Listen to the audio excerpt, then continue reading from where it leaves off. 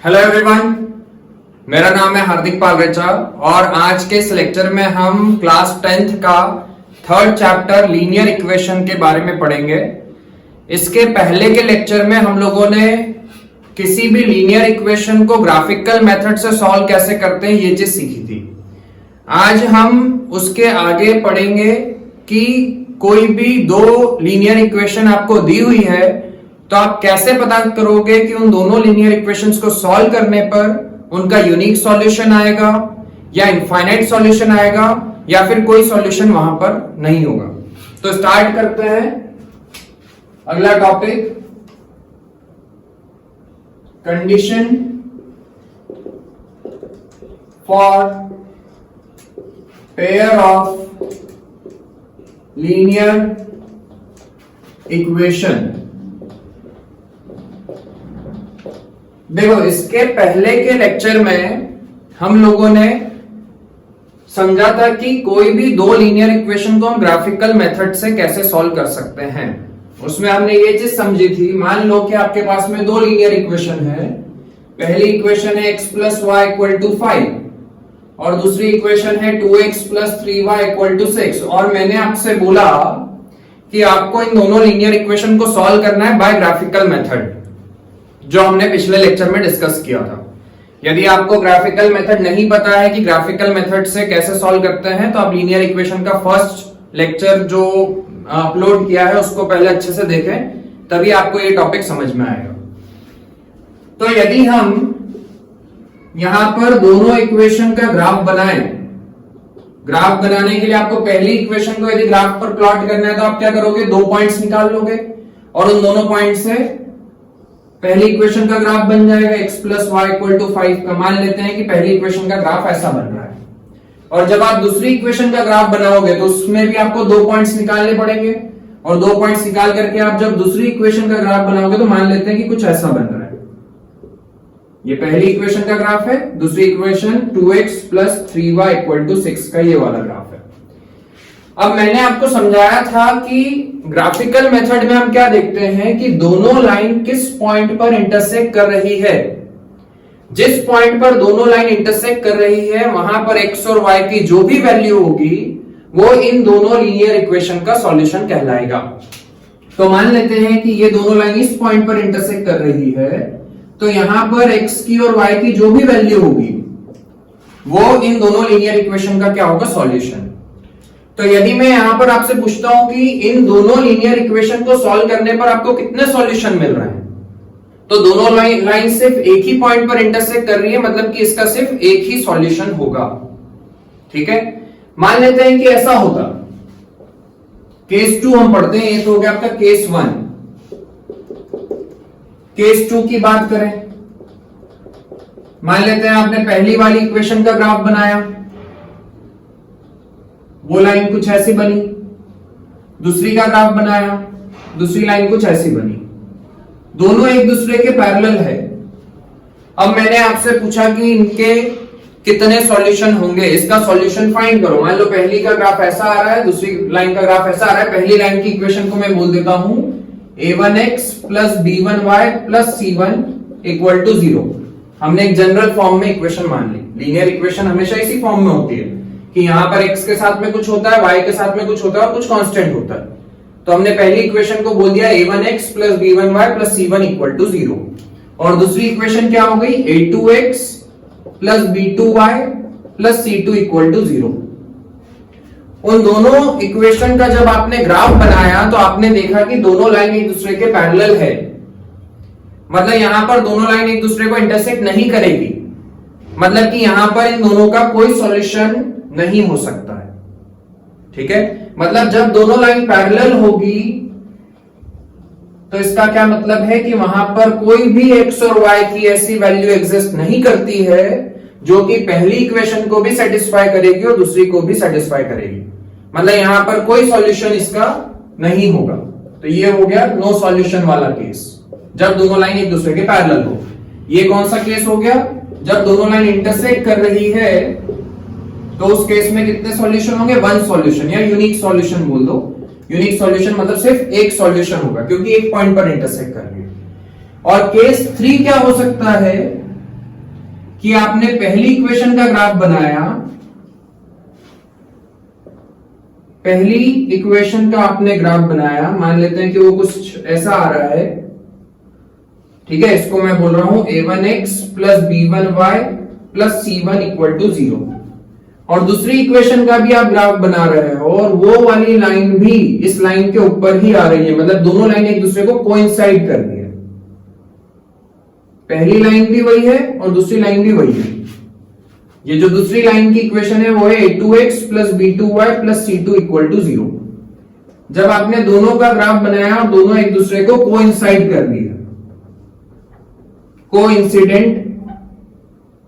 Coincident lines, तो जब दोनों एक दूसरे को कोइंसाइड करेगी तो उस केस में कितने सॉल्यूशन होंगे? तो यहां पर कितने ऐसे पॉइंट्स हैं जो दोनों लाइन में कॉमन हैं? तो हर पॉइंट दोनों लाइन के लिए कॉमन है क्योंकि दोनों एक दूसरे को कोइंसाइड कर रही है। मतलब ये वाला जो पॉइंट है ये पहली लाइन के ऊपर भी है और दूसरी लाइन के भी ऊपर है, तो मतलब ये पहली लाइन को भी सेटिस्फाई करेगा और दूसरे को भी करेगा। वैसे ही ये वाला जो पॉइंट है ये भी दूसरे दोनों को सेटिस्फाई करेगा। उसी तरीके से हर पॉइंट दोनों इक्वेशन को सेटिस्फाई करेगा जो लाइन पर है। मतलब यहां पर कितने सॉल्यूशन होंगे? Infinite solution.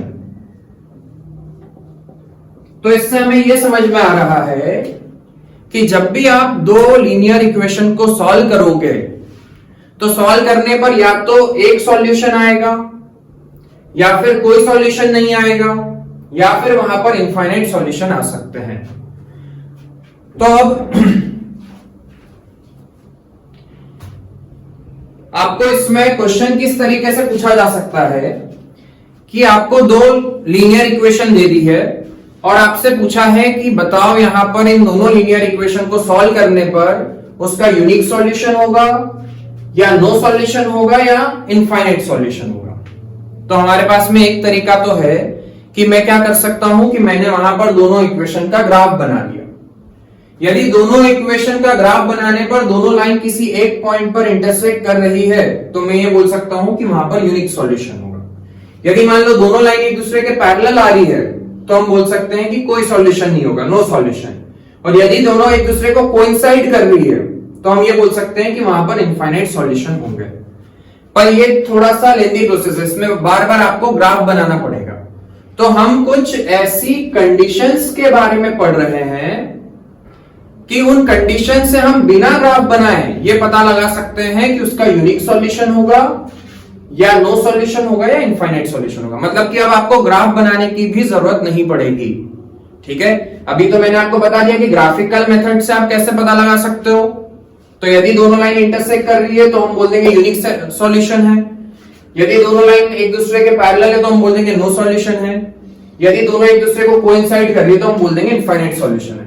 बट हम अब कुछ ऐसी कंडीशंस के बारे में पढ़ने वाले हैं जिससे आप बिना ग्राफ बनाए बता सकते हो कि यूनिक सॉल्यूशन होगा या नो सॉल्यूशन होगा या इनफाइनाइट सॉल्यूशन होंगे। तो देखो इसमें ये कंडीशन बहुत ज्यादा इंपॉर्टेंट है और इन कंडीशन पर बोर्ड्स में हर साल क्वेश्चन आते हैं। तो जो पहली जो कंडीशन है आपकी, जो लीनियर इक्वेशन का जो जनरल फॉर्म होता है वो क्या होता है? a1x plus b1y plus c1 equal to 0। मतलब x का जो कोफिशिएंट है उसको हमने a1 मान लिया, y का जो कोफिशिएंट है उसको हम b1 बोल रहे हैं और जो लास्ट वाली जो टर्म होती है उसको मैंने c1 बोल दिया। जैसे कि मान लेते हैं आपके पास में इक्वेशन है 2x plus 3y equal to 6। तो पहले हम क्या करेंगे, इस इक्वेशन को उस फॉर्म में कन्वर्ट कर लेंगे। तो 2x plus 3y minus 6 equal to 0। यहां पर a1 की क्या वैल्यू है? 2, b1 की वैल्यू कितनी है? प्लस 3 और c1 की वैल्यू कितनी है? माइनस 6। ठीक है, तो अभी मैं कोई पर्टिकुलर इक्वेशन की बात नहीं कर रहा हूं, मैंने एक जनरल फॉर्म मान लिया कि पहली इक्वेशन है a1x plus b1y plus c1 equal to 0 और दूसरी इक्वेशन है a2x plus b2y plus c2 equal to 0। अब हम कंडीशन के बारे में पढ़ने वाले हैं कि यूनिक सॉल्यूशन की क्या कंडीशन होती है। पहली कंडीशन है यूनिक सॉल्यूशन की।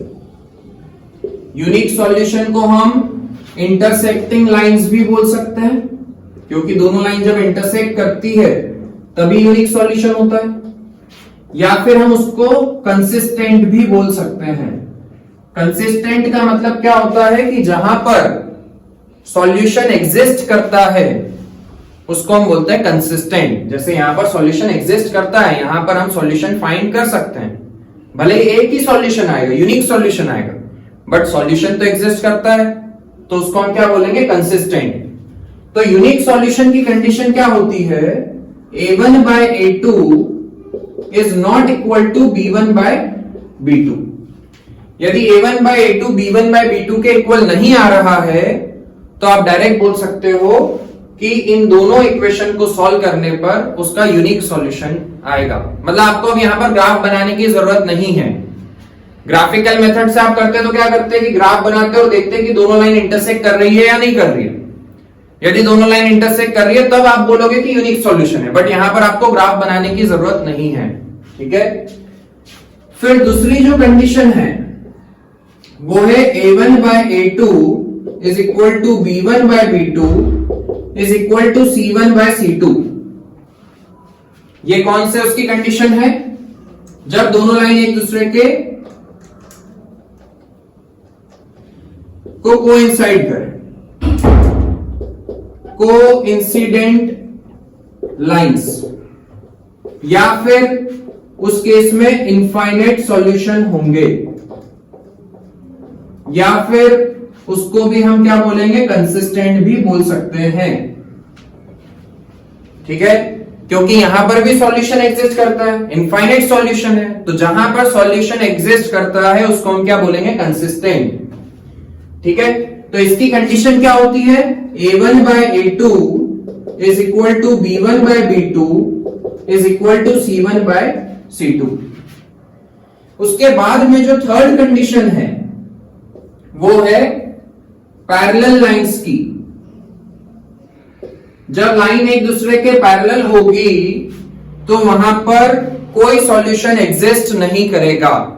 ठीक है, सॉल्यूशन एग्जिस्ट क्यों नहीं करेगा, क्योंकि लाइन एक दूसरे को इंटरसेक्ट नहीं कर रही है। मतलब कोई भी पॉइंट ऐसा नहीं है जो दोनों लाइन के लिए कॉमन है, तो मतलब सॉल्यूशन एग्जिस्ट नहीं करेगा। तो पैरेलल लाइंस भी बोलते हैं उसको, या फिर उस केस को हम नो सॉल्यूशन वाला केस भी बोल सकते हैं, या फिर हम उसको इनकंसिस्टेंट भी बोल सकते हैं। इनकंसिस्टेंट क्यों बोल रहे हैं, क्योंकि यहां पर कोई सॉल्यूशन एग्जिस्ट नहीं करता है। तो इसकी कंडीशन क्या होती है, a1 by a2 is equal to b1 by b2 is not equal to c1 by c2। ठीक है, तो यदि आपको मान लो कि दो इक्वेशन दे दी और आपसे पूछा कि बताओ यूनिक सॉल्यूशन होगा कि इनफाइनाइट सॉल्यूशन होंगे कि नो सॉल्यूशन होगा, तो आपको ग्राफ बनाने की जरूरत नहीं है। यदि वो पहली कंडीशन को सेटिस्फाई कर रहा है तो हम बोल देंगे यूनिक सॉल्यूशन, यदि वो दूसरी कंडीशन को सेटिस्फाई कर रहा है तो हम बोल देंगे इनफाइनाइट सॉल्यूशन, यदि वो तीसरी कंडीशन को सेटिस्फाई कर रहा है तो हम बोल देंगे नो सॉल्यूशन। ठीक है, या फिर वो पूछ सकते हैं कि ये दोनों लाइंस एक दूसरे को इंटरसेक्ट करेगी, या दोनों एक दूसरे के पैरेलल होगी, या दोनों एक दूसरे के को कोइंसाइड करेगी, तब भी आपको ग्राफ बनाने की जरूरत नहीं है। तब भी आप इन कंडीशन से बता सकते हो कि यदि ये वाली कंडीशन को सेटिस्फाई कर रहा है तो आप बोल दोगे इंटरसेक्टिंग लाइंस, यदि ये वाली कंडीशन को सेटिस्फाई कर रहा है तो आप बोल दोगे कोइंसिडेंट लाइंस, यदि इस वाली कंडीशन को सेटिस्फाई कर रहा है तो आप बोल दोगे पैरेलल लाइंस। या फिर वो कुछ और अलग नाम से पूछ सकता है कि बताओ कंसिस्टेंट है या इनकंसिस्टेंट है। तो यदि पहली कंडीशन को सेटिस्फाई कर रहा है तो बोल दोगे कंसिस्टेंट है, यदि दूसरी को सेटिस्फाई कर रहा है तब भी कंसिस्टेंट होगा, बट यदि थर्ड वाली को सेटिस्फाई कर रहा है तो आप बोलोगे इनकंसिस्टेंट है। तो वो तीनों में से किसी भी नाम से आपसे पूछ सकते हैं। जैसे कि हम एक क्वेश्चन एक्स का एक मैं एग्जांपल आपको बताता हूं। जैसे कि मान लो आपको दो इक्वेशन दी हुई है। पहली इक्वेशन दी है 3x plus 2y equal to 5 और दूसरी इक्वेशन दी है 2x minus 3y equal to 7। और यहां पर आपसे पूछा है कि क्या ये दोनों लाइन एक दूसरे को इंटरसेक्ट करेगी, या एक दूसरे के पैरेलल होगी, या एक दूसरे को कोइंसाइड करेगी। तो सबसे पहले क्या ये लीनियर इक्वेशन आपके जनरल फॉर्म में है? क्या नहीं है, क्योंकि इक्वल टू में 5 और 7 है। तो सबसे पहले आप इक्वल टू में जो भी है उसको लेफ्ट साइड में भेज दो। तो पहली इक्वेशन क्या हो जाएगी? 3x plus 2y minus 5 equal to 0। और दूसरी इक्वेशन क्या हो जाएगी? 2x minus 3y minus 7 equal to 0। अब आप क्या करोगे? सबसे पहले हम a1 बाय a2 की वैल्यू निकाल लेते हैं। a1 बाय a2 की वैल्यू कितनी आ रही है? 3/2। वैसे ही हम b1 बाय b2 की वैल्यू निकाल लेते हैं, वो कितनी आ रही है? 2/-3। क्या मुझे इसके आगे c1 बाय c2 निकालने की जरूरत है? क्या मुझे साफ साफ यहीं पर दिख रहा है कि a1 by a2 is not equal to b1 bye b2। ठीक है, तो मैं यहां पर लिख दूंगा therefore a1 by a2 is not equal to b1 bye b2। कौन सी कंडीशन को सेटिस्फाई कर रहा है? फर्स्ट वाली। तो आप बोल सकते हो कि इन दोनों लाइन का जब आप ग्राफ बनाओगे तो ये दोनों लाइन एक दूसरे को इंटरसेक्ट करेगी। या फिर आप ये भी बोल सकते हो कि वहां पर यूनिक सॉल्यूशन होगा, सिर्फ एक ही सॉल्यूशन होगा दोनों इक्वेशन का। या फिर आप ये भी बोल सकते हो कि वो दोनों लाइन कंसिस्टेंट होगी। तीनों में से आप कुछ भी उसको बोल सकते हो। अब कई बार बच्चे इसमें क्या गलती करते हैं, हमको करना इसी तरीके से कि पहले आप a1 बाय a2 की अलग से वैल्यू निकालोगे, b1 बाय b2 की अलग से निकालोगे और c1 बाय c2 की भी अलग से पहले वैल्यू निकालोगे। फिर उसके बाद में आप लिखोगे कि ये पहली वाली कंडीशन को सेटिस्फाई कर रहा है। कई बार हम डायरेक्ट कंडीशन लिख देते हैं, नहीं वैसा नहीं करना। आप पहले a1 बाय a2 की वैल्यू निकालो, फिर b1 बाय b2 की वैल्यू निकालो, फिर c1 बाय c2 की वैल्यू निकालो, फिर बताओ कि कौन सी कंडीशन को सेटिस्फाई कर रहा है। और जिस भी कंडीशन को सेटिस्फाई कर रहा है उसके अकॉर्डिंग हम बता सकते हैं कि इन तीनों में से कौन सा वाला केस होगा। ठीक है, तो हम स्टार्ट करते हैं एक्सरसाइज 3.2 से। एक्सरसाइज 3.2 का पहला क्वेश्चन नंबर 1 ऑफ एक्सरसाइज 3.2। ये मैं हटा रहा हूं, नोट कर लो आप लोग।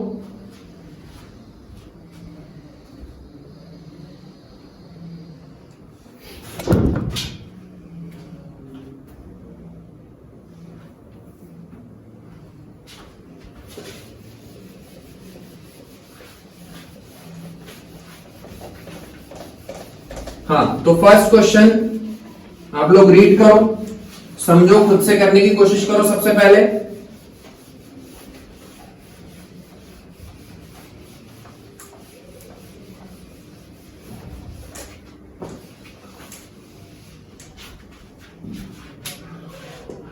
एक्सरसाइज 3.1 का फर्स्ट 3.2 सॉरी 3.2 का question number 1। Form the pair of linear equation in the following problems and find their solution graphically. यहां पर आपको सबसे पहले तो इक्वेशन का फॉर्मेशन करना है और उसके बाद में उन इक्वेशन का सॉल्यूशन फाइंड करना है बाय ग्राफिकल मेथड। ठीक है, तो यदि आपको एग्जाम में मेंशन कर दिया है कि ग्राफिकल मेथड से ही करना है तो आपको उसी मेथड से करना पड़ेगा। यदि आप कोई दूसरी मेथड आपको आती है और यदि आप उससे करते हो क्वेश्चन तो उसके मार्क्स आपको नहीं मिलेंगे, पूरे मार्क्स नहीं मिलेंगे। तो यहां पर आपको पहले क्वेश्चन में क्या दिया हुआ है, इसका first part, 10 students of class 10th took part in mathematics quiz. If the number of girls is 4 more than the number of boys, find the number of boys and girls who took part in the quiz. यहां पर आपको बोला है कि किसी 10th class में 10 students हैं, total बच्चे कितने हैं? 10, और number of girls number of boys से कितना ज्यादा है? 4 ज्यादा है। मतलब कि यदि मैं गर्ल्स के नंबर में से बॉयज का नंबर सब्ट्रैक्ट करूंगा तो मुझे डिफरेंस कितना मिलेगा? 4 का, क्योंकि गर्ल्स ज्यादा है और बॉयज कम है। और गर्ल्स कितनी ज्यादा है? 4 ज्यादा है बॉयज से। तो आपको यहां पर लीनियर इक्वेशन इन 2 वेरिएबल बनानी है। तो मैंने क्या किया, मैंने मान लिया कि let girls, number of girls is equal to x and number of boys is equal to y. अब पहला कि पहला स्टेटमेंट आपको ये दिया हुआ है कि उस क्लास में टोटल कितने स्टूडेंट्स हैं, 10 स्टूडेंट्स हैं। मतलब गर्ल्स और बॉयज का को यदि मैं प्लस कर दूंगा तो ये टोटल किसके इक्वल आएगा, 10 के। This is your first equation, ठीक है, x plus y equal to 10। और फिर उसने आगे क्या बताया है कि number of girls is 4 more than the number of boys.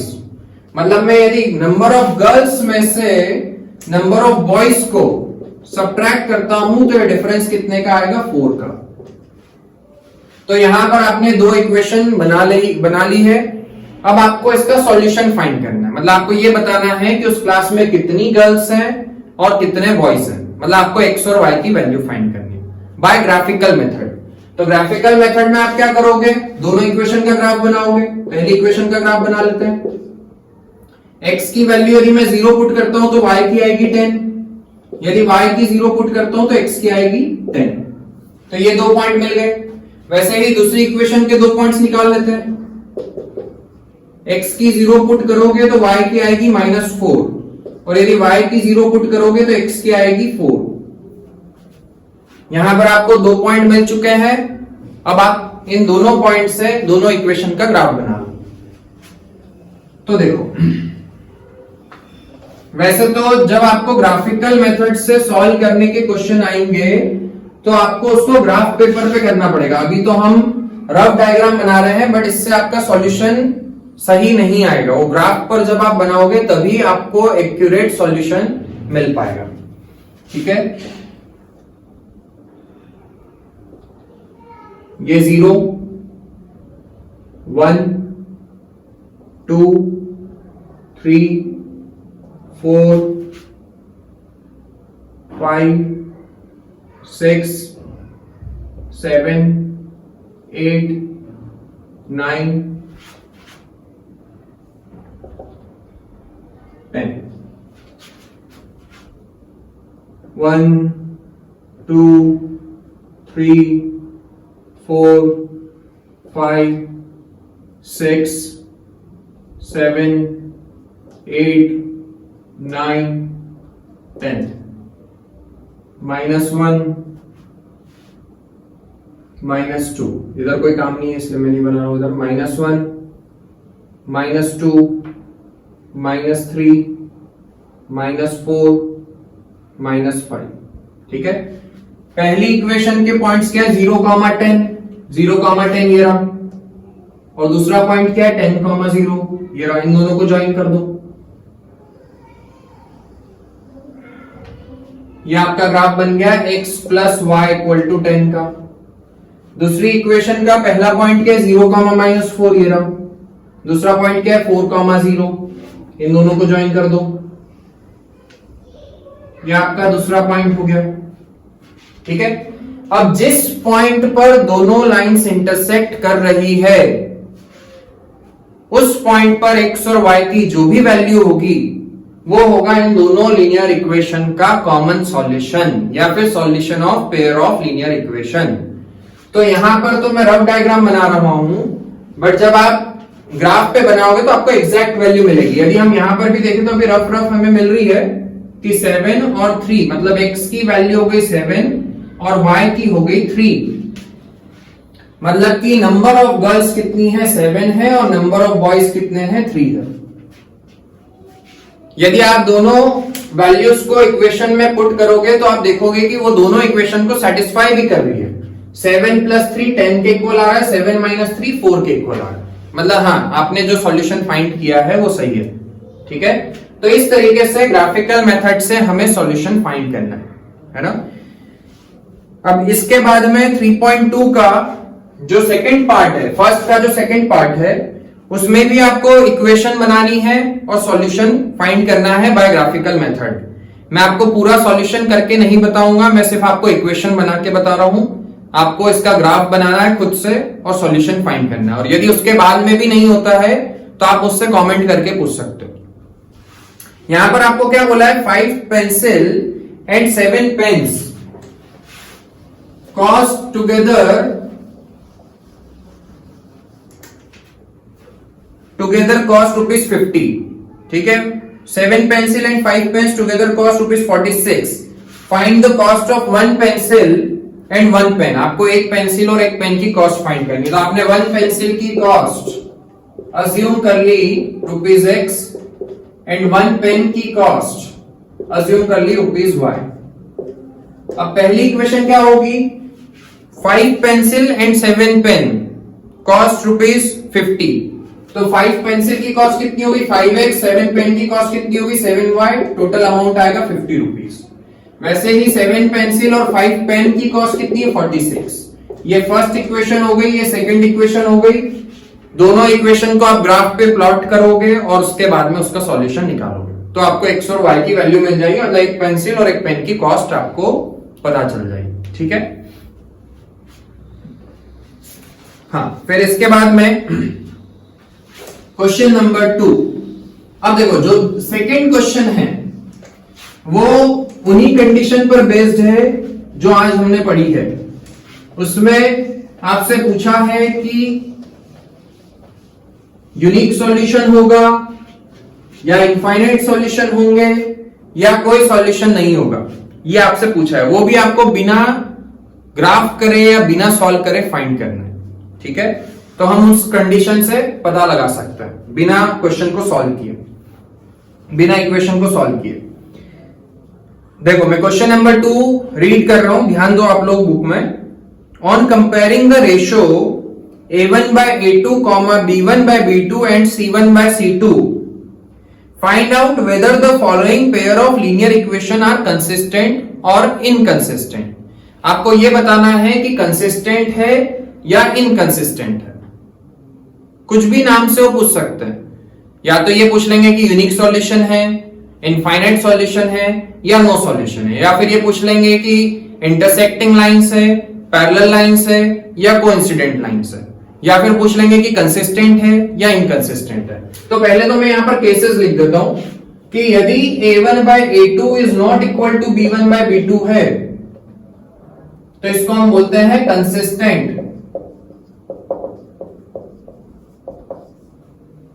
If A1 by A2 is equal to B1 by B2 is equal to C1 by C2 है तो इसको भी हम बोलते हैं consistent. If A1 by A2 is equal to B1 by B2 is not equal to C1 by C2 तो इसको हम बोलते हैं इनकंसिस्टेंट।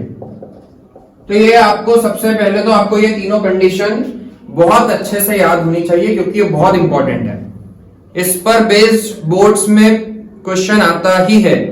2 नंबर का या 3 नंबर का एक क्वेश्चन तो इसमें से आएगा ही आएगा। आप पिछले 10 सालों के पेपर देखोगे तो उसमें हर साल इन कंडीशन पर बेस्ड क्वेश्चन आए हैं। तो पहला क्वेश्चन उसने दिया है 5x minus 4y plus 8 equal to 0 and 7x plus 6y minus 9 equal to 0। और यहां पर उसने पूछा है कि ये दोनों इक्वेशन कंसिस्टेंट है या इनकंसिस्टेंट है। तो मैं सबसे पहले A1 by A2 की वैल्यू निकाल लेता हूं। A1 by A2 की वैल्यू कितनी आएगी? 5/7। B1 by B2 की वैल्यू निकाल लेते हैं, वो कितनी आ रही है? -4/6। 2 से काट दो, which is -2/3। And C1 by C2 की वैल्यू देख लो कितनी आ रही है? -8/9। 8/-9 बोल लो या -8/9। अब आप यहां पर चेक करो कि ये कौन सी कंडीशन को सेटिस्फाई कर रहा है।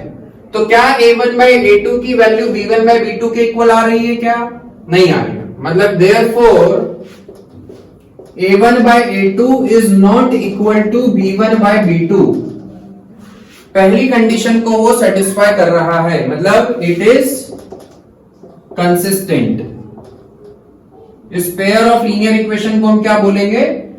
कंसिस्टेंट। यहां पर ये दोनों इक्वेशन क्या है? कंसिस्टेंट है। कंसिस्टेंट मतलब सॉल्यूशन फाइंड किया जा सकता है।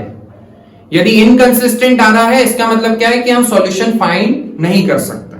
कंसिस्टेंट और इनकंसिस्टेंट का क्या मतलब है, समझ गए? कंसिस्टेंट मतलब सॉल्यूशन फाइंड किया जा सकता है, इनकंसिस्टेंट मतलब सॉल्यूशन फाइंड नहीं किया जा सकता। वैसे ही यदि हम इसका सेकेंड पार्ट देखें तो सेकेंड पार्ट में इक्वेशन आपको क्या क्या दी हुई है,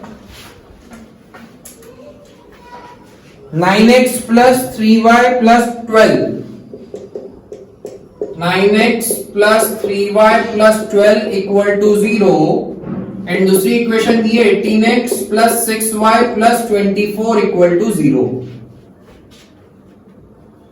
बोर्ड में लिखना कैसे है वो भी बहुत ज्यादा जरूरी है। कई बार तुम ये गलती करते हो कि हम क्या लिख देते हैं कि 9/18 is equal to 3/6 is equal to 12/24। ये है सही, पर इसके आपको पूरे मार्क्स नहीं मिलेंगे। आपको स्टेप बाय स्टेप सही तरीके से लिखना है। तो आप क्या करोगे कि सबसे पहले a1/a2 की वैल्यू निकालो, विच इज 9/18, 1/2। b1/b2 की वैल्यू निकालो, 3/6 विच इज 1/2। c1/c2 की वैल्यू निकालो, 12/24 विच इज 1/2। तो तीनों की वैल्यू सेम आ रही है, therefore a1/a2 is equal to b1/b2 is equal to c1/c2। मतलब ये वाला केस भी क्या है, कंसिस्टेंट वाला है। तो इट इज कंसिस्टेंट। यहां पर कितने सॉल्यूशन होंगे, इनफाइनाइट सॉल्यूशन। ये इनफाइनाइट सॉल्यूशन भी बोलते हैं इसको। ये नो सॉल्यूशन वाला केस है, ये यूनिक सॉल्यूशन वाला केस है। तो किसी भी नाम से वो पूछ सकते हैं। अब देखो इसका अगला जो क्वेश्चन है वो भी सेम यही है, ठीक है। अगला क्वेश्चन उसके सारे पार्ट्स में आपको नहीं बताऊंगा, एक दो पार्ट्स में आपको बता रहा हूं, बाकी के आपको खुद से करने हैं। यहां पर उसने बोला है question number 3, on comparing the ratio a1/a2, b1/b2 and c1/c2, find out whether the following pair of linear equation are consistent or inconsistent। एक गड़बड़ी हो गई। इसके पहले वाला जो क्वेश्चन था उसमें उसने पूछा था कि इंटरसेक्टिंग लाइन से या पैरेलल है या कोइंसाइड कर रही है। तो मैंने कंसिस्टेंट इनकंसिस्टेंट बता दिया था, बट उसमें कुछ भी नहीं है। आप जिस कंडीशन में सेटिस्फाई कर रहे हो उसके हिसाब से आप बता सकते हो कि इंटरसेक्टिंग है। ये वाला इंटरसेक्टिंग का केस है, तो पहला क्वेश्चन इस कंडीशन को सेटिस्फाई कर रहा था, तो मतलब वहां पर इंटरसेक्टिंग होगी। दूसरा क्वेश्चन इस वाली कंडीशन को सेटिस्फाई कर रहा था, मतलब कि कोइंसाइड करेंगे, ठीक है। और ये कौन सा केस है, पैरेलल वाला। मैंने वहां पर कंसिस्टेंट और इनकंसिस्टेंट आपको बता दिया, बट आपको तो बस ये याद होना चाहिए कि ये तीनों कंडीशन किसकी किसकी है। नाम वो कुछ भी बोल सकते हैं, कंसिस्टेंट इनकंसिस्टेंट से ही पूछ सकते हैं, पैरेलल है, इंटरसेक्टिंग है या कोइंसाइड कर रही है ऐसा भी पूछ सकते हैं, या फिर पूछ सकते हैं कि यूनिक सॉल्यूशन होगा या इनफाइनाइट सॉल्यूशन होगा या फिर नो सॉल्यूशन होगा। तो किसी भी नाम से आपसे पूछ सकते हैं, बट कंडीशन यही है, ठीक है। अब अगले क्वेश्चन में आपसे पूछा है कि कंसिस्टेंट है या इनकंसिस्टेंट है, तो उसका मैं आपको थर्ड वाला पार्ट बता रहा हूं और फोर्थ वाला, थर्ड और फोर्थ में करके बता रहा हूं, बाकी के पार्ट्स आपको खुद से करने। थर्ड वाला क्वेश्चन मैं करके बता रहा हूं, इसका क्वेश्चन नंबर 3 का थर्ड पार्ट। इक्वेशन आपको दी है 35/25x 35/23x प्लस, क्वेश्चन मेरे इसमें सही से प्रिंटेड नहीं है, क्या दिया है इसमें। चलो मेरे इसमें यहाँ पर y के साथ में क्या दिया वो मुझे पता नहीं, शायद मेरी बुक में 1 कुछ छपा नहीं है, मैं 1 लेके चल रहा हूं, ठीक है। आप बस समझ जाओ कि क्वेश्चन कैसे करना है। मेरी बुक में यहाँ पर 1y दिया है, इसलिए मैं 1 लेकर के चल रहा हूं, हो सकता है आपकी बुक में कुछ और दिया हो। इक्वल टू 7, ये पहली इक्वेशन दी है, और दूसरी इक्वेशन दी है 9x minus 10y equal to 14। तो देखो सबसे पहले आप इक्वेशन के राइट साइड में 0 बना लो। वैसे आप अभी भी क्वेश्चन को कर सकते हो, पर कभी भी ऐसा मत करना कि पहली वाली इक्वेशन में राइट साइड में 0 है और दूसरी वाली इक्वेशन में राइट साइड में 14 है, तो फिर आपका क्वेश्चन गलत हो जाएगा। इसीलिए मैं आपको बार बार यही समझा रहा हूं कि सबसे पहले आप इक्वेशन के राइट साइड में 0 ले आओ ताकि कोई गलती नहीं होगी। तो पहली इक्वेशन क्या हो जाएगी, 35/23x plus 1y minus 7 equal to 0। दूसरी इक्वेशन क्या हो जाएगी, 9x minus 10y minus 14 equal to 0। यहां पर a1 की वैल्यू क्या है, 35/23, b1 की वैल्यू क्या है 1 और c1 की वैल्यू कितनी है -7। ठीक है, कई बार आप लोग ये गलती कर देते हो कि a1 की जो वैल्यू लिख रहे हो तो उसमें साथ में x भी लिख दिया। ये ध्यान रखना कि a1 का मतलब क्या है, जो x का जो कोफिशिएंट है वो है a1, x नहीं आएगा उसके साथ में। वैसे ही a2 की वैल्यू क्या है 9, b2 की वैल्यू कितनी है -10 एंड c2 की वैल्यू कितनी है -14।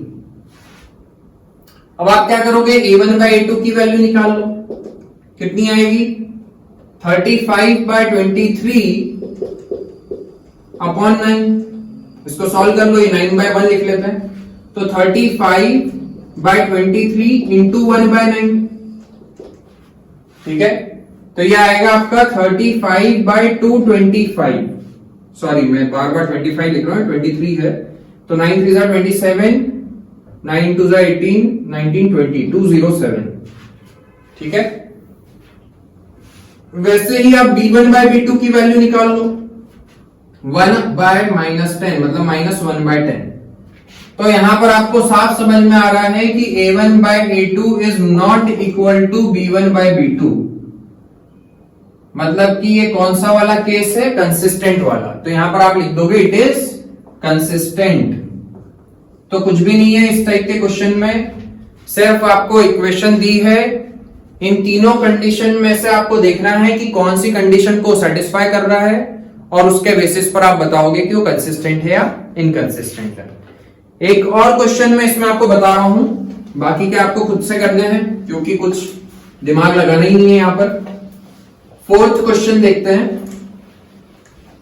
Question number 4।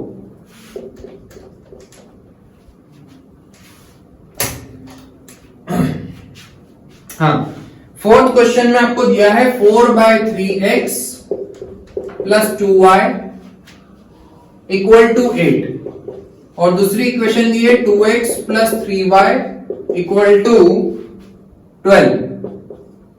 आपको चेक करना है कि ये कंसिस्टेंट है या इनकंसिस्टेंट है। तो सबसे पहले आप इक्वेशन को सही फॉर्म में कन्वर्ट कर दो। आपकी जो जनरल इक्वेशन होती है वो क्या होती है, ax plus by plus c equal to 0। जो आपकी लीनियर इक्वेशन का जो जनरल फॉर्म है उस फॉर्म में इक्वल टू में क्या आता है, 0 आता है। इसीलिए मैं इक्वल टू में 0 ला रहा हूं, उसको जनरल फॉर्म में कन्वर्ट कर रहा हूं। उसके बाद में हम कंडीशन देखेंगे कि कौन सी कंडीशन को सेटिस्फाई कर रहा है। तो पहली इक्वेशन हो गई 4/3x plus 2y minus 8 equal to 0। दूसरी इक्वेशन हो गई 2x plus 3y minus 12 equal to 0। a1 की वैल्यू क्या है 4/3, b1 की वैल्यू क्या है 2, c1 की वैल्यू कितनी है -8, a2 की वैल्यू है 2, b2 की वैल्यू है 3 और c2 की वैल्यू है -12। अब a1/a2 की वैल्यू निकाल लो, 4/3 डिवाइडेड बाय 2/1, 2 को मैंने 2/1 लिख लिया, तो आएगा 4/3 इंटू 1/2 विच इज 2/3, ठीक है। b1/b2 की वैल्यू निकाल लो 2/3 और c1/c2 की वैल्यू निकाल लो, कितनी आएगी -8 अपॉन -12, माइनस से माइनस कट गया, 4 2 जा 8, 4 3 जा 12, वो भी आ रही है 2/3। तो यहां पर आप देख रहे हो कि यहां पर a1/a2 is equal to b1/b2 is equal to c1/c2 आ रहा है। तो ये कौन सा वाला केस है, ये भी कौन सा केस है, कंसिस्टेंट वाला, मतलब ये दोनों लाइन भी कंसिस्टेंट होगी। यहां पर इनफाइनाइट सॉल्यूशन होंगे या फिर कोइंसाइड भी बोल सकते हो कि दोनों लाइन एक दूसरे को कोइंसाइड करेगी। तो तीनों में से आप कोई भी नाम उसको दे सकते हो, ठीक है। इस तरीके से आपको क्वेश्चन सॉल्व करना है। अब फोर्थ क्वेश्चन देखते हैं। फोर्थ क्वेश्चन में भी वही बोला है, which of the following pair of linear equation are consistent और इनकंसिस्टेंट। आपको वही चीज पता लगानी है कि इनमें से कौन सा वाला कंसिस्टेंट है और कौन सी pair of linear equation inconsistent है। If consistent obtain the solution graphically, यदि वो कंसिस्टेंट है तो आपको उसका सॉल्यूशन भी फाइंड करना है बाय ग्राफिकल मेथड।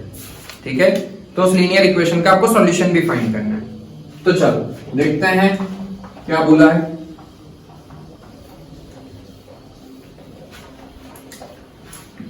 दो क्वेश्चन इसके भी मैं करवाऊंगा, बाकी दो आपको खुद से करने हैं। यदि उसके बाद में भी यदि आपसे नहीं हो रहा है तो आप मुझसे पूछ सकते हो कमेंट करके। देखो इसका हम पहला क्वेश्चन करते हैं। सबसे पहले आपको इक्वेशन दी है x plus y equal to 5 and 2x plus 2y equal to 10।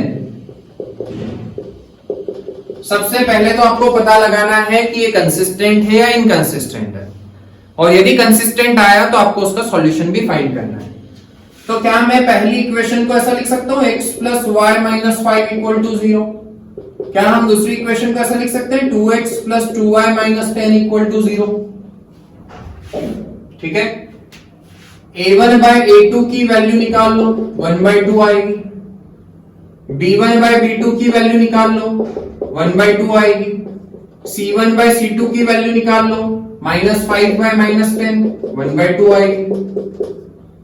Therefore, a1 by a2 is equal to b1 by b2 is equal to c1 by c2।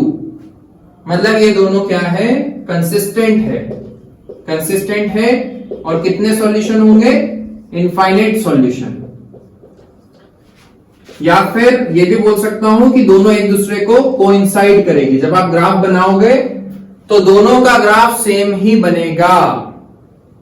वैसे भी आपको समझ में आ रहा है, देखो ऐसे नहीं समझ में आ रहा तो ऐसे देखो। ये पहली इक्वेशन क्या थी? 2x plus 2y equal to 10। मैंने यहां से 2 कॉमन निकाला, अंदर बचा x plus y equal to 10। 2 को उधर भेज दिया डिवाइड में, तो x plus y equal to 5 आ गया।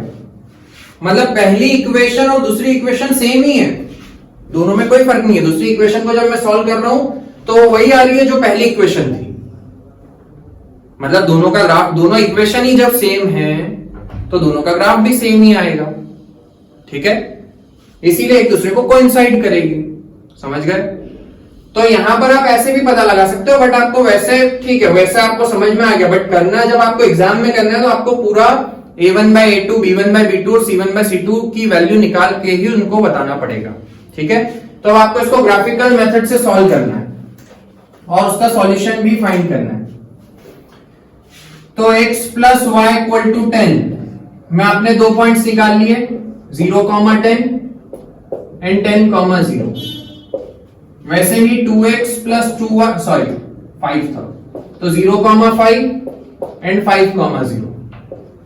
2x plus 2y equal to 10, इसके भी आप 2 पॉइंट निकाल लो, वही आएंगे 0,5 एंड 5,0। निकाल के देखना वही आएगा, क्योंकि दोनों इक्वेशन सेम है तो पॉइंट दोनों के सेम आएंगे।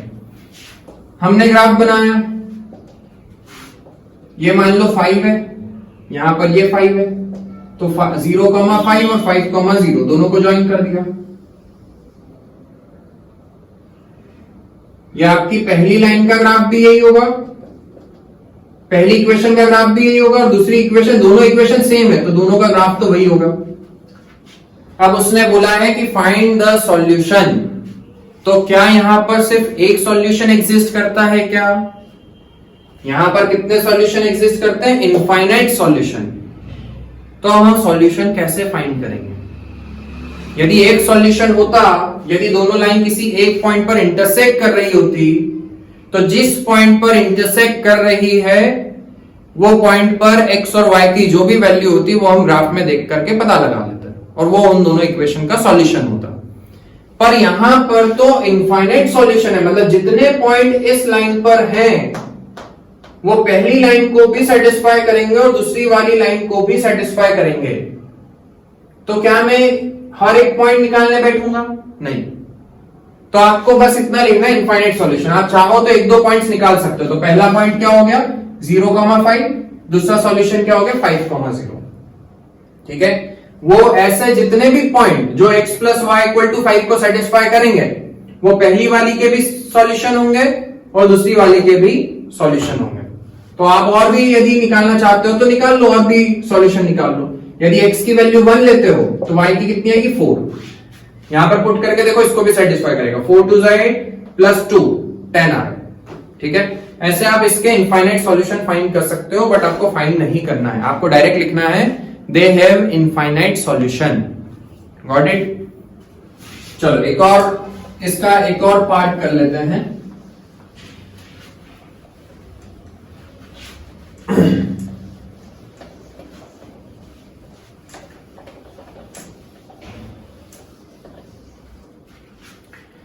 इसके बाद में हम करेंगे fourth question.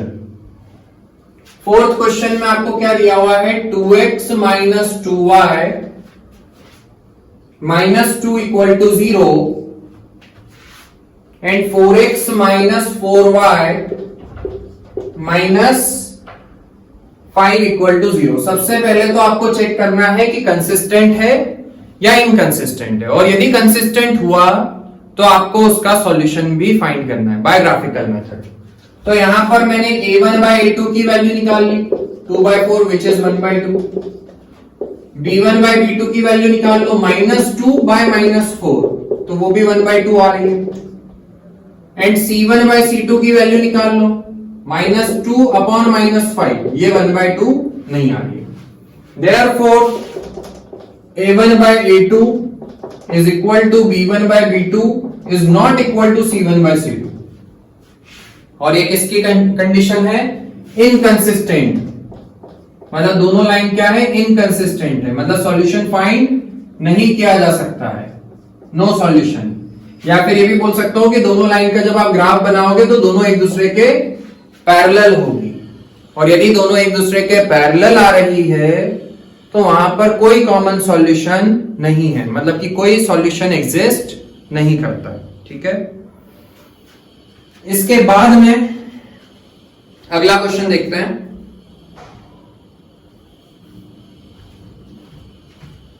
Question number 5 word problem है। सबसे पहले आपको क्वेश्चन को पढ़ के इक्वेशन बनानी है और उसके बाद में फिर वहां पर हमें सॉल्यूशन भी फाइंड करना है। और सबसे ज्यादा गलतियां होती है वर्ड प्रॉब्लम में। डायरेक्ट यदि आपको इक्वेशन दी है तो आप सॉल्व कर लोगे, बट यदि आपको वर्ड प्रॉब्लम दे दी है तो उससे आपको इक्वेशन बनाना है, और यदि इक्वेशन ही सही नहीं बनी तो फिर आपका आंसर सही हो ही नहीं सकता। तो देखो क्वेश्चन में क्या दिया है, क्वेश्चन आप अच्छे से पढ़ो। Half the perimeter of a rectangular garden, comma, मतलब ये जो पहला स्टेटमेंट है ये अभी वहीं पर उसने रोक दिया, कॉमा लगा दिया, मतलब वो वाला स्टेटमेंट अभी रोक दिया। Half the perimeter of a rectangular garden, comma, whose length is 4 metre more than its width। उस रेक्टेंगुलर गार्डन की जो लेंथ है वो 4 मीटर ज्यादा है विड्थ से। और फिर वो जो पहला स्टेटमेंट जो उसने रोक दिया था उसी को उसने वापस से कंटिन्यू किया है इस 36 मीटर, मतलब इस 36 मीटर। ये किसकी बात चल रही है, half the perimeter of a rectangular garden. ये बीच वाला अभी जो कॉमा कॉमा के बीच में उसको यदि हम हटा दें तो क्या बन जाएगा, half the perimeter of a rectangular garden is 36 metre. ये जो कॉमा के बीच में जो आपको दिया है वो एक दूसरी बात चल रही है। पहला वाला जो स्टेटमेंट है उसको उसने बाद में कंप्लीट किया है। आप क्वेश्चन पे ध्यान से पढ़ोगे यदि क्वेश्चन को तो समझ में आएगा। Half the perimeter of a rectangular garden, comma, मतलब ये वाला सेंटेंस अभी उसने कंप्लीट नहीं किया है, बीच में वो दूसरा सेंटेंस उसने इंसर्ट कर दिया है। whose length is 4 metre more than its width। उस रेक्टेंगुलर गार्डन की लेंथ 4 मीटर ज्यादा है विड्थ से। और फिर अब वही पहले वाला सेंटेंस को कंटिन्यू कर रहा है इस 36 मीटर, मतलब पेरीमीटर का हाफ कितना है 36 मीटर और रेक्टेंगुलर गार्डन की जो लेंथ है वो 4 मीटर ज्यादा है ब्रेड्थ से। तो उसने बोला है find the dimension of the garden. तो आपको गार्डन का डायमेंशन निकालना है, मतलब लेंथ और ब्रेड्थ आपको फाइंड करनी है। तो मैंने मान लिया, लेट अज्यूम कर लेते हैं, let length is equal to x metre and breadth is equal to y metre. ठीक है। अब पहला पेरीमीटर का हाफ, पेरीमीटर का फॉर्मूला क्या होता है, रेक्टेंगल के पेरीमीटर का फॉर्मूला होता है 2 ब्रैकेट में l प्लस बी, बट उसने पेरीमीटर नहीं दिया है, पेरीमीटर का हाफ दिया है। मतलब पेरीमीटर का हाफ मतलब p/2 की वैल्यू दी है। गिवन क्या है, p/2 की वैल्यू दी है, पेरीमीटर का हाफ मतलब पेरीमीटर का आधा, मतलब 2 से डिवाइड करने पर कितना आएगा 36 मीटर। तो क्या मैं इस इक्वेशन को ऐसा लिख सकता हूं, ये जो आपका पेरीमीटर का फॉर्मूला इसको हम ऐसा लिख सकते हैं, p/2 equal to l plus b. ये 2 इधर था, 2 को इधर भेज देता है। ठीक है, p/2 equal to l plus b. p/2 की वैल्यू कितनी है 36, तो 36 पुट कर दिया, लेंथ की जगह पर x और ब्रेड्थ की जगह पर y। तो ये आपकी पहली इक्वेशन आ गई, x plus y equal to 36। This is your first equation. अब उसने आगे क्या दिया है कि length is 4 metre more than the breadth, मतलब लेंथ ब्रेड्थ से 4 मीटर ज्यादा है। या फिर मैं ये भी बोल सकता हूं कि जब मैं लेंथ में से ब्रेड्थ को माइनस करूंगा, when we subtract breadth from the length x minus y, तो कितना आएगा 4। This is your second equation. अब आपको x और y की वैल्यू फाइंड करनी है बाय ग्राफिकल मेथड। वैसे क्वेश्चन में उसने मेंशन नहीं किया है, पर हम पहली सेकंड एक्सरसाइज कर रहे हैं, तो अभी तक हमने ग्राफिकल मेथड ही पढ़ी है, तो इसीलिए हम ग्राफिकल मेथड से ही दोनों इक्वेशन को सॉल्व करेंगे। यदि आपको एग्जाम में कोई क्वेश्चन आता है और उसने कोई मेथड मेंशन नहीं करी है, तो आप कोई भी मेथड से सॉल्व कर सकते हो। ठीक है, तो पहली इक्वेशन के 2 पॉइंट निकाल लेते हैं। 0 कॉमा, यदि मैं x की वैल्यू 0 पुट करता हूं तो y की आएगी 36, और यदि आप y की 0 पुट करोगे तो x की आएगी 36। यहां पर यदि आप x की 0 पुट करोगे तो y की आएगी -4, और यदि आप y की 0 पुट करोगे तो x की आएगी 4। ये 2 पॉइंट आ गए। अब हम ग्राफ बनाते हैं।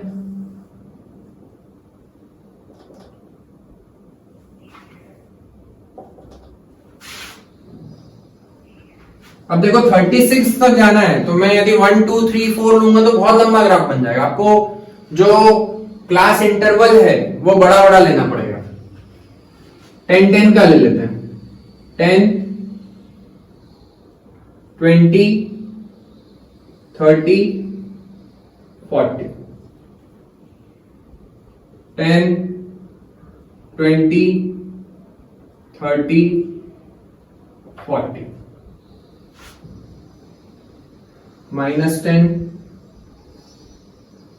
-20 -30, और इधर का तो कुछ काम नहीं है वैसे, -10 -20। पहला पॉइंट क्या है 0,36, तो ये 35 और ये 36, ये 0,36। दूसरा पॉइंट है 36,0, तो ये 36,0। इन दोनों पॉइंट्स को ज्वाइन कर दो। ठीक है, थोड़ा सा देख लेना, ग्राफ पे बनाओगे तभी प्रॉपर बनेगा। ये पहली इक्वेशन का ग्राफ हो गया, x plus y equal to 36 का। दूसरी इक्वेशन 0, -4, ये 5, तो -4 यहां कहीं पर होगा। दिस इज 0, -4, 4, 0 यहां कहीं पर आएगा। इन दोनों को ज्वाइन किया। जिस पॉइंट पर दोनों लाइन इंटरसेक्ट कर रही है वहां पर x की और y की जो भी वैल्यू आएगी, आप जब ग्राफ बनाओगे तो प्रॉपर पता चलेगी। पर मैं भी आपको बता देता हूं कि x की वैल्यू आएगी 20 और y की आएगी 16। ठीक है, मतलब लेंथ है 20 मीटर और ब्रेड्थ है 16 मीटर। क्या ये दोनों वैल्यूज पहली इक्वेशन को और सेकंड इक्वेशन को सेटिस्फाई कर रही है? तो आप पुट करके देखोगे तो हाँ सेटिस्फाई करेगी। 20 प्लस 16 36 आएगा, 20 माइनस 16 4 आएगा, मतलब दोनों इक्वेशन को सेटिस्फाई कर रही है। मतलब लेंथ हो गई 20 मीटर और ब्रेड्थ हो गई 16 मीटर। ठीक है। Now the next question is, अगला क्वेश्चन देखते हैं।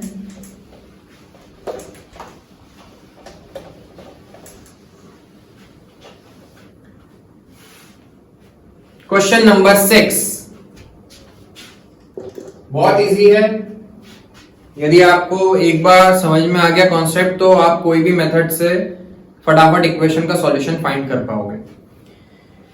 Given the linear equation 2x plus 3y minus 8 equal to 0, यह आपको एक लीनियर इक्वेशन दी हुई है। Write another linear equation in 2 variables, आपको एक नई लीनियर इक्वेशन लिखनी है 2 वेरिएबल में, such that the geometrical representation of the pair so formed is intersecting lines. पहला क्वेश्चन में पूछा इंटरसेक्टिंग लाइंस,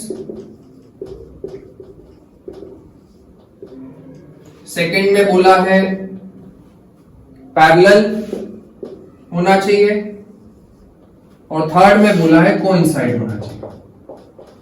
क्वेश्चन समझ में आया? क्वेश्चन में उसने क्या बोला है कि एक इक्वेशन उसने ऑलरेडी दे रखी है 2x plus 3y minus 8 equal to 0।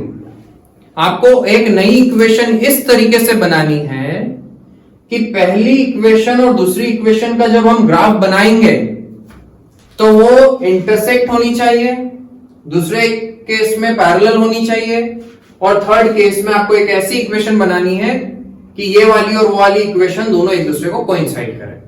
तो सबसे पहले हम पहले वाले केस की बात करते हैं। इंटरसेक्टिंग लाइंस के लिए कंडीशन क्या होती है? a1 by a2 is not equal to b1 by b2। तो आप कोई भी ऐसी इक्वेशन अपने मन से बना लो जो कि इस कंडीशन को सेटिस्फाई करे। a1 की वैल्यू है 2, मान लो कि मैंने ले लिया 5x plus 3y plus 7 equal to 0। क्या a1 by a2 b1 by b2 के इक्वल आ रहा है? क्या a1 by a2 की वैल्यू आ रही है 2 by 5 और b1 by b2 की वैल्यू आ रही है 1 by 1। मतलब वो इस कंडीशन को सेटिस्फाई कर रहा है कि a1 by a2 is not equal to b1 by b2 इन दोनों के लिए। मतलब ये दोनों लाइन का जब आप ग्राफ बनाओगे तो वो एक दूसरे को इंटरसेक्ट करेगी। जरूरी नहीं है कि इसका सिर्फ यही आंसर होगा। उसने क्या पूछा है कि एक ऐसी लाइन बनाओ, एक ऐसी इक्वेशन बनाओ कि इसका और उसका ग्राफ एक दूसरे को इंटरसेक्ट करे। जब मैं इसका ग्राफ बनाऊं और उसका ग्राफ बनाऊं तो दोनों लाइन एक दूसरे को इंटरसेक्ट करे। तो जरूरी नहीं है कि सिर्फ यही इसका आंसर हो सकता है। आप कोई भी अपने मन से ऐसी इक्वेशन बना सकते हो जो कि इस कंडीशन को सेटिस्फाई करे। कुछ भी बना सकते हो, कुछ भी, बस इस कंडीशन को सेटिस्फाई करनी चाहिए कि a1 by a2 is not equal to b1 by b2 आना चाहिए। अब यहां वाला करते हैं, ये पैरेलल। एक लाइन आपको ऐसी इक्वेशन बनानी है कि वो वाली इक्वेशन और ये वाली इक्वेशन जो हम बनाएंगे वो एक दूसरे के पैरेलल हो। तो पहले हम पैरेलल की कंडीशन लिख लेते हैं। पैरेलल की कंडीशन क्या होती है? a1 by a2 is equal to b1 by b2 is equal not equal to c1 by c2। ठीक है, देखो यहां पर 2 है तो यहां पर मैं 4x लिख लेता हूं। कितना आगे रेशियो 1 by 2 का, तो a1 by a2 की वैल्यू आ गई 1 by 2, तो अब b1 by b2 भी उसके इक्वल आना चाहिए। तो यहां पर 3 है तो यहां पर मुझे क्या लिखना पड़ेगा? 6y। ये 1 by 2 आ रहा है, ये भी 1 by 2 आ रहा है, पर c1 by c2 1 by 2 नहीं आना चाहिए क्योंकि a1 by a2 और b1 by b2 तो इक्वल होना चाहिए, पर वो c1 by c2 के इक्वल नहीं होना चाहिए। तो यदि यहां पर -8 है तो यहां पर मैं -16 नहीं लिख सकता हूं क्योंकि नहीं तो रेशियो 1 by 2 आ जाएगा। बाकी मैं कुछ भी लिख सकता हूं, +7 लिख देते इक्वल टू 0। तो a1 by a2 b1 by b2 के इक्वल है पर c1 by c2 के इक्वल नहीं है। मतलब इस कंडीशन को सेटिस्फाई कर रहा है, मतलब वो दोनों लाइन क्या होगी? एक दूसरे के पैरेलल होगी। बहुत सारी इक्वेशन आप बना सकते हो, जरूरी नहीं है कि 1 by 2 का रेशियो ही लेना है, कुछ भी रेशियो ले लो, 1 by 3 का ले लो, 1 by 4 का ले लो, कुछ भी ले लो। a1 बस इस कंडीशन को सेटिस्फाई करना चाहिए। अब थर्ड वाला कोइंसाइड की कंडीशन क्या होती है? a1 by a2 is equal to b1 by b2 is equal to c1 by c2। मतलब तीनों रेशियो इक्वल आने चाहिए। तो 2 पहली इक्वेशन तो आपको दी हुई है, वो मैं यहां लिख लेता हूं, 2x plus 3y minus 8 equal to 0। ठीक है, मैंने यहां पर लिख दिया 6x, तो रेशियो कितना आ रहा है 1/3 का, तो इधर भी 1/3 का रेशियो आना चाहिए, तो यहां पर मैंने लिख दिया 9y, 1/3 का रेशियो आ गया। यहां पर भी 1/3 का आना चाहिए, तो 8 3 24, तो यहां पर मैंने लिख दिया -24। ये 1/3 का रेशियो, 1/3 का रेशियो, 1/3 का रेशियो, और वो भी प्लस का 1/3, प्लस का 1/3, ये भी प्लस का 1/3 रहेगा, क्योंकि माइनस माइनस कट जाएगा। तो मतलब a1/a2 is equal to b1/b2 is equal to c1/c2। मतलब जब मैं इन दोनों का ग्राफ बनाऊंगा तो दोनों लाइन एक दूसरे को कोइंसाइड करेगी। समझ गए? तो यहां पर यही उसने पूछा था, आपको एक नई इक्वेशन बनानी है और उसने कंडीशन दे दी थी कि इंटरसेक्ट करनी चाहिए, दूसरे में दे दिया था पैरेलल होनी चाहिए, तीसरे में दे दिया था कोइंसाइड करनी चाहिए। तो कुछ भी बना सकते हो आप मन से, बस कंडीशन को सेटिस्फाई करना चाहिए। अब अगला क्वेश्चन, लास्ट क्वेश्चन एक्सरसाइज का करते हैं। Draw the graph of the equation x minus y plus 1 equal to 0। पहली इक्वेशन आपको दी है x minus y plus 1 equal to 0। ठीक है, दूसरी इक्वेशन दी है 3x plus 2y minus 12 equal to 0।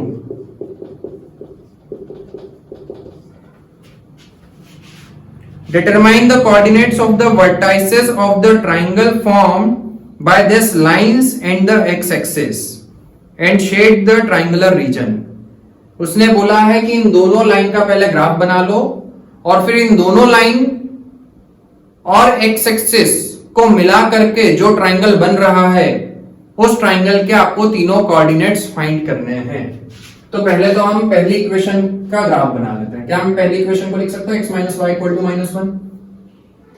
x की जगह पर 0 पुट करूंगा, y की वैल्यू आएगी y की वैल्यू आएगी 1, करके देखना।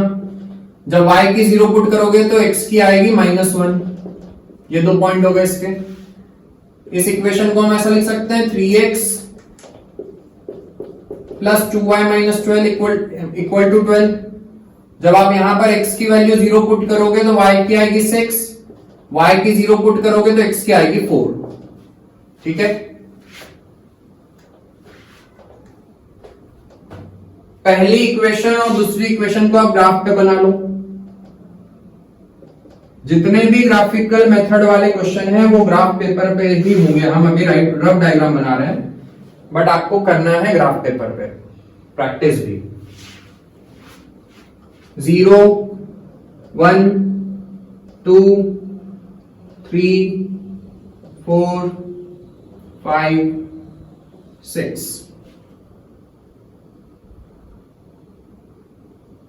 1 2 3 -1 -2 -3। पहली इक्वेशन के 2 पॉइंट क्या है 0,1 ये रहा, दूसरा पॉइंट क्या है -1,0 ये रहा। इन दोनों को ज्वाइन कर लो, ये बन गया आपका x minus y equal to -1 का ग्राफ। दूसरी इक्वेशन के पॉइंट क्या है 4,0 ये रहा, 4,0 तो ये रहा, और 0,6 तो 4 5 6 0,6। इन दोनों को ज्वाइन कर लो, ये आपका दूसरी इक्वेशन का ग्राफ बन गया 3x plus 2y equal to 12। अब उसने पूछा है find the coordinates of the triangle formed by this 2 lines and x axis. तो इन दोनों लाइन और x एक्सिस को मिलाकर के कौन सा ट्राइंगल बन रहा है, ये वाला A B C। वैसे तो एक ट्राइंगल इधर भी बन रहा है, पर ये ट्राइंगल कौन किससे बन रहा है, इन दोनों लाइन से और y एक्सिस को मिला करके बन रहा है। बट उसने क्वेश्चन में पूछा है कि इन दोनों लाइन और x एक्सिस से बनने वाला ट्राइंगल, तो ये वाले ट्राइंगल की बात चल रही है। उस ट्राइंगल के आपको तीनों कोऑर्डिनेट्स फाइंड करने। तो ये वाला कोऑर्डिनेट क्या हो जाएगा -1,0, ये वाला कोऑर्डिनेट क्या हो जाएगा 4,0, और ये वाला कोऑर्डिनेट आप ग्राफ में देखकर के ही एक्यूरेट बता पाओगे। ठीक है, कि क्या होगा। फिर भी हम एक अंदाज से यदि देखें तो वो तो ग्राफ पेपर में ही देख के पता चलेगा। ऐसे मैं सॉल्व करके बता देता हूं। 2 का मल्टीप्लाई करेंगे तो 5x 2, x की वैल्यू आएगी 2 और y की आएगी 3, 3 2 6 और 6 12। हाँ, जब आप ग्राफ पेपर पे बना करके ये वाला पॉइंट निकालोगे तो ये आएगा 2,3। ये देखो, ये वाला जो पॉइंट है इस वाली इक्वेशन को भी सेटिस्फाई करेगा और इसको भी सेटिस्फाई करेगा, क्योंकि दोनों का कॉमन पॉइंट है। ये वाला जो पॉइंट है इस वाली लाइन पर भी है और उस वाली लाइन पर भी है, तो पॉइंट आएगा आपका ग्राफिकल मेथड से। जब आप ग्राफ बना करके देखोगे तो पॉइंट आएगा 2,3। तो उस ट्राइंगल के कोऑर्डिनेट्स क्या क्या हो गए? 2,3, -1,0 एंड 4,0, और यही चीज आपको फाइंड करनी थी। तो यहां पर आपकी ये सेकेंड एक्सरसाइज कंप्लीट हो गई है। इसको आप अच्छे से प्रैक्टिस करो। इसके बाद में मिलते हैं अगले लेक्चर में, जिसमें हम अगली एक्सरसाइज स्टार्ट करेंगे, जो और भी अलग अलग मेथड्स के बारे में समझेंगे कि ग्राफिकल मेथड के अलावा लीनियर इक्वेशन को हम और कौन सी मेथड से सॉल्व कर सकते हैं। तब तक के लिए all the best, thank you.